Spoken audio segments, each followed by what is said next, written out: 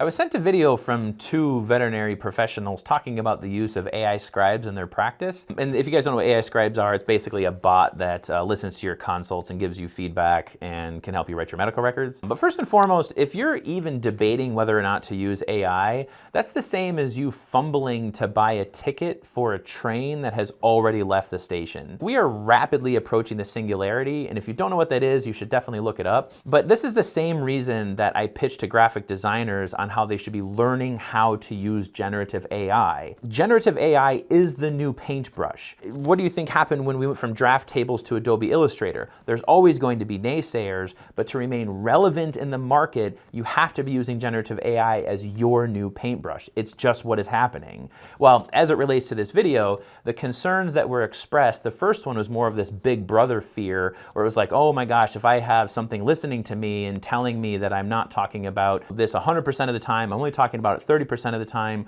that's going to lead to an overly formulaic version of medicine. And then sort of the other concern was about how we should be increasing client compliance on treatment plans or diagnostic plans.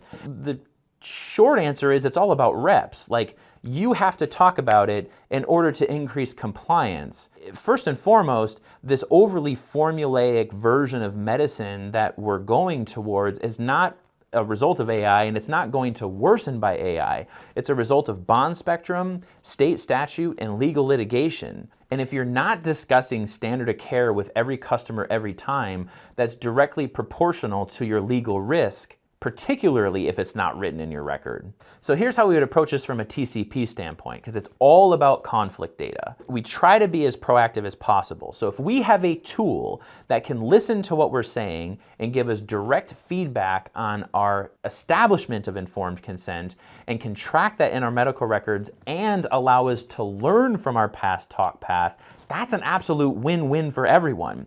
The veterinarian can take these small steps towards improving their talk path, and we start to have more clients that are hearing more advised plans consistently every single time we go in. It's a win-win for everyone to have this type of technology in a practice. Because if we're not educating the caregiver, then how can we serve the patient effectively? So we really should be looking at this more of how can we use this paintbrush in our industry. And with a collaborative process, it's all about conflict data. We want to look at where the friction points are before they turn into a massive fire. So that's just my take on this video. Let me know what you guys think. But again, AI is not something that should be feared because it's already here. So we might as well learn to work with it and figure out how it can improve our overall efficiency and effectiveness in the workplace.